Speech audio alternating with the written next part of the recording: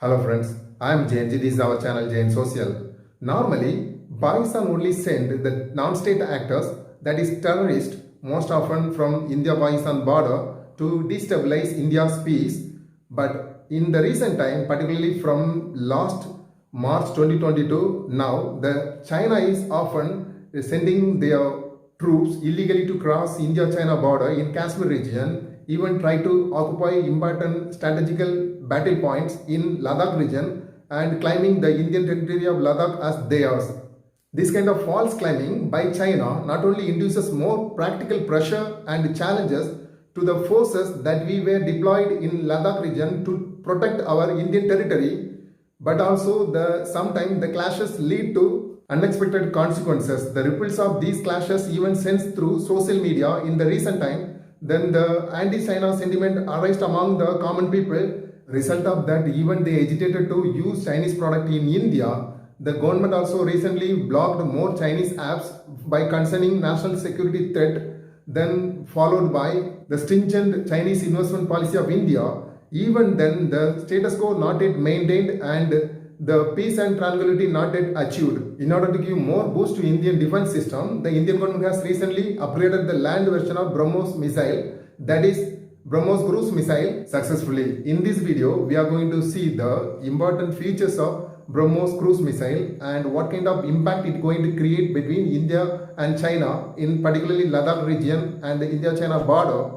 Before that, if you didn't subscribe our channel, please subscribe our channel and also click the bell icon. Then the moment I post the video, it will reach you immediately. Now, India has successfully test fired the novel version of Brahmos missile, that is Brahmos Cruise Missile, from indigenously developed stealth destroyer INS Chennai from Arabian Sea. The Brahmos missile has jointly developed by the Defense Research and Development Organization of India and NPOM of Russia. It is really quite interesting to know what is the reason behind for the name is Brahmos.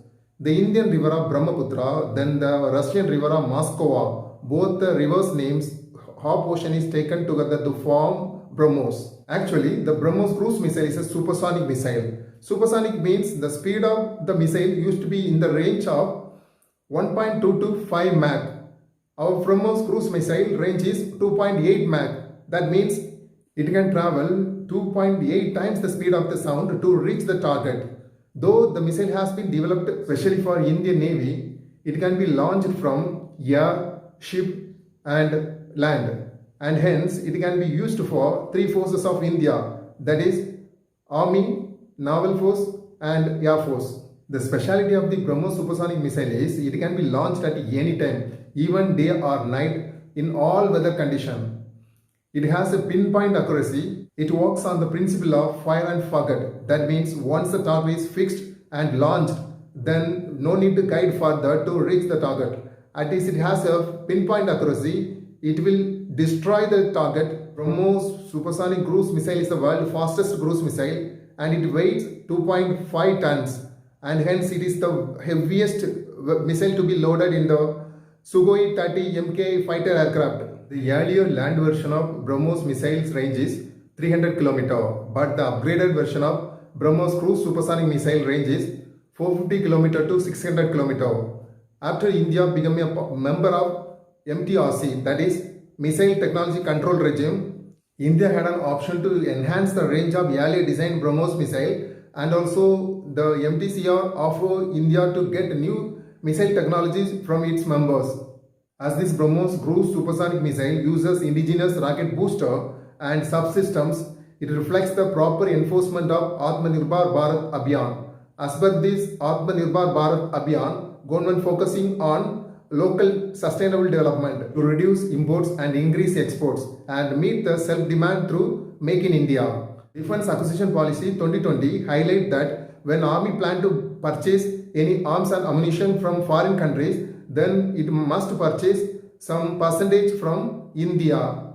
And the Draft Defense Productions and Promotion Policy 2020, which also facilitate Indian-made product to be exported to foreign countries. So the new development definitely boosts Indian export policy. India also recently, to give more strength to the Indian Army, successfully test fired the laser-guided anti-tank nuclear-capable missile Shaurya, which can destroy enemy tanks.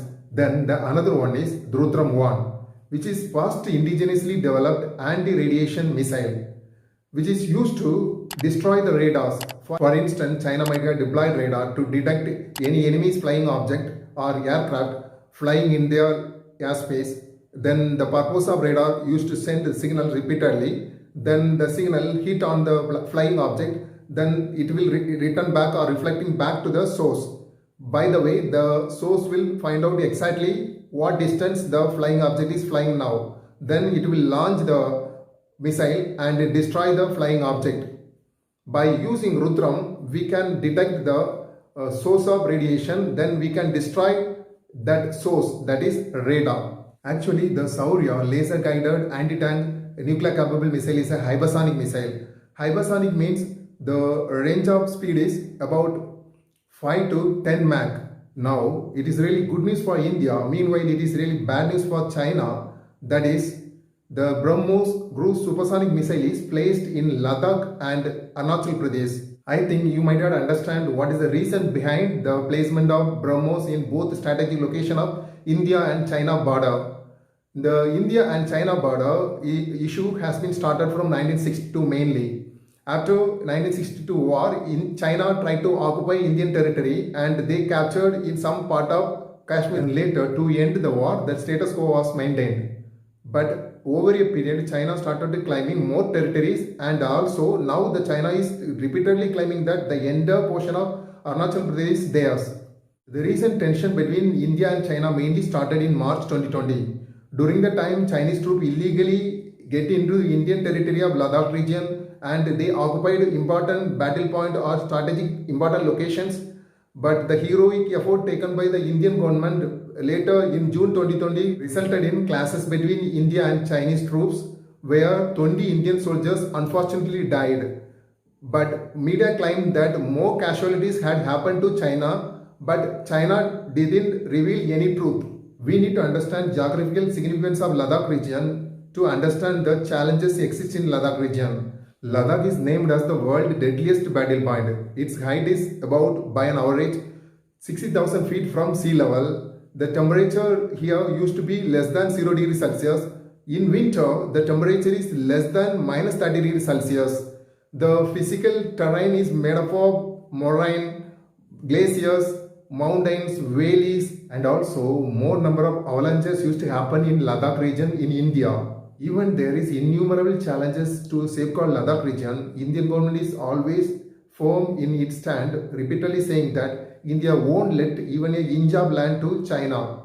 So China must stop its aggression and imperialistic and expansionary policies. Though there is practical difficulties to find the exact line of actual control between India and Chinese territories, the Indian government is always trying to solve the issue through peaceful negotiation and mutual understanding.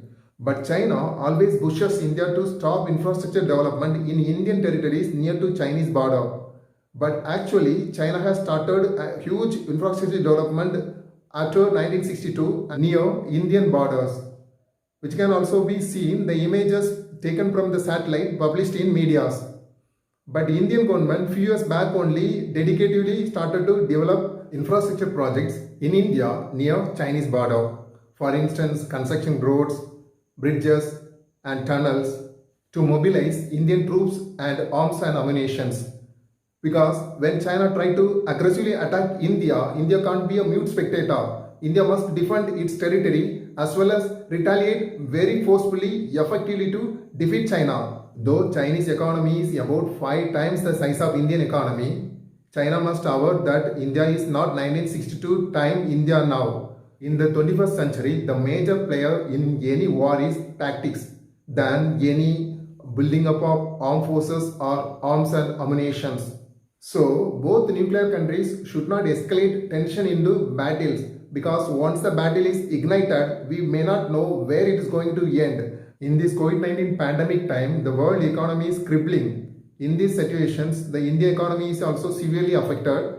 But Chinese economy is not that much affected as Indian economy. So the China should not think that this is the right time to invade India. India tried to look this world through the concept of Vasudeva Kudumbakam. That means the world is one family, all are our brothers and sisters.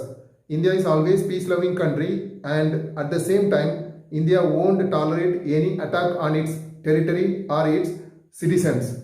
India always try to maintain peaceful relationship with its neighbors through Panchsheel policy. That is why India always trying to have peaceful negotiation with China to maintain peace and tranquility in the border area, and called repeatedly China for peaceful negotiation through talk and mutual understanding. And India also try to initiate the talk between the defense level, political level, diplomatic level. But whenever China try to come to negotiation, try to show as they are cooperating with the negotiations and promising to call back their troops to their territory.